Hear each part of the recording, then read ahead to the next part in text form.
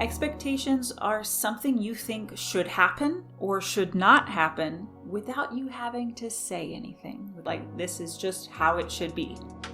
Perhaps your expectation is that you shouldn't be nervous. Good public speakers are not nervous.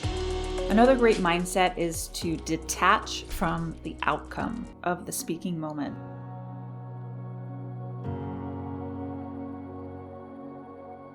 Welcome to the She Speaks to Inspire podcast. I'm your host, Julia Kraft, your authentic expression mentor and public speaking coach. She Speaks to Inspire is an empowering public speaking podcast for women with public speaking fear. Unlike other podcasts on public speaking, She Speaks to Inspire not only gives you tips to be a confident communicator under pressure, but also helps you regulate your nervous system for less anxiety, learn lifestyle practices to reduce burnout and overwhelm, and reconnect with your feminine leadership presence for more authenticity and comfort in your skin.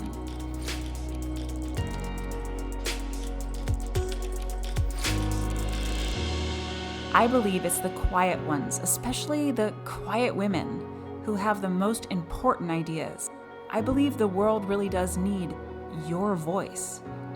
So let's dive in.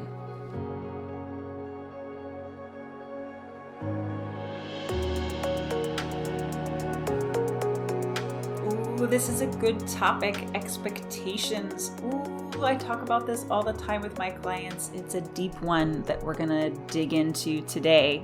Before we get started, I just want to say, if you are loving this podcast, if you're getting tons of value, please follow and subscribe, share it with your friends, and leave us a review to help other women find the podcast and get some value just the way that you are. I really appreciate that. So what are expectations? I think it's something we don't often think about, right? Expectations happen under the surface. By the way, they often cause conflict and arguments.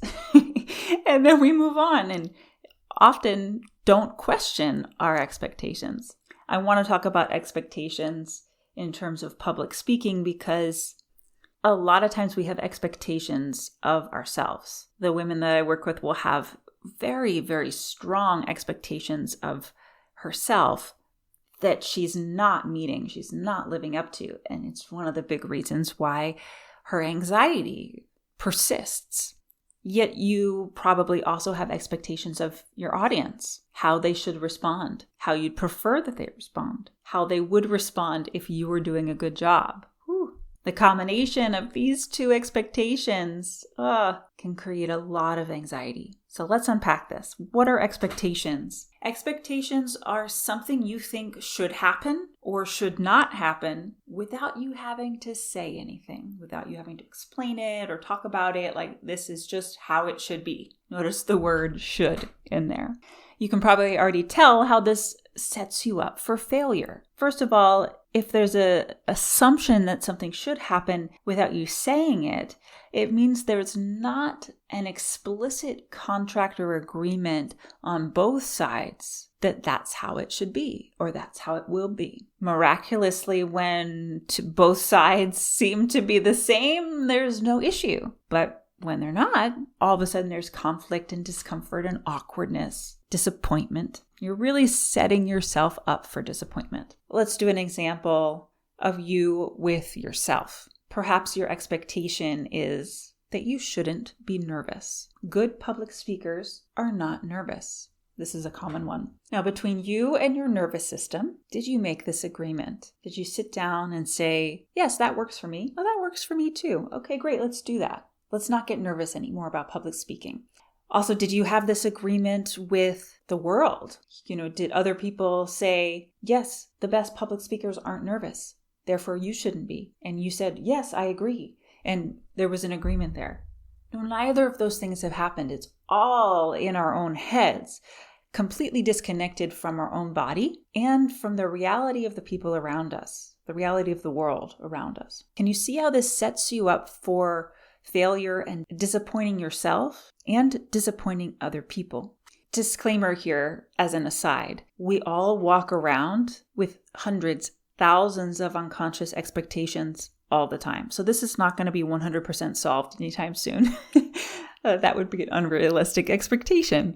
However, the more awareness you can bring to the process of expectations around your speaking, you can unravel some of the shoulds that are creating anxiety for you. So let's talk more about that. What could you think instead that would reduce anxiety, eliminate some expectations, and increase your ability to feel confident, come across confident, and ultimately be an effective presenter and communicator? Okay, a good first one is to have an attitude of curiosity. How is this going to go? I don't know. The I don't know attitude is magic. Just be curious. I have no idea how this presentation is going to go. Literally no clue. That kind of openness. I mean, it can be terrifying, right? But can you feel that also there's a lot of freedom in it? I don't know how this is going to go. Let's see. And then there's also an attitude of maybe adventuresomeness.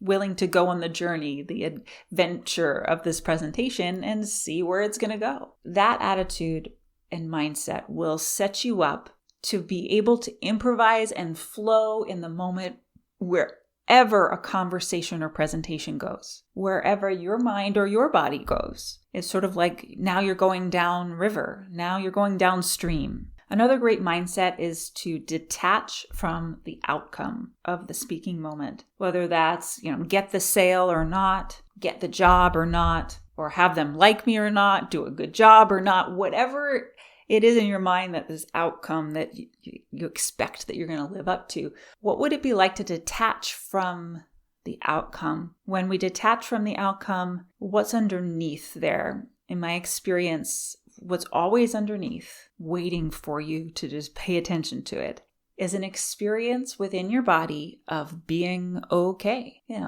Even if that thing that you thought should happen or you expected to happen doesn't happen, oh, I'm okay. It's okay. I'm not saying it's fantastic. I'm just saying it's okay.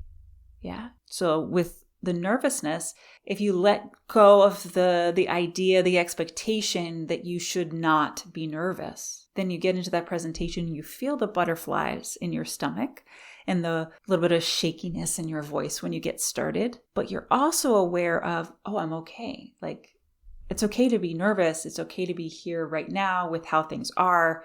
And I drop all my expectations and fear of the outcome being bad. And it's just, right? It's all okay. That is a powerful mindset. To build on top of that, as a last thought, there's also a detachment from whatever those expectations were, meaning anything about who you are, about your identity. This is huge.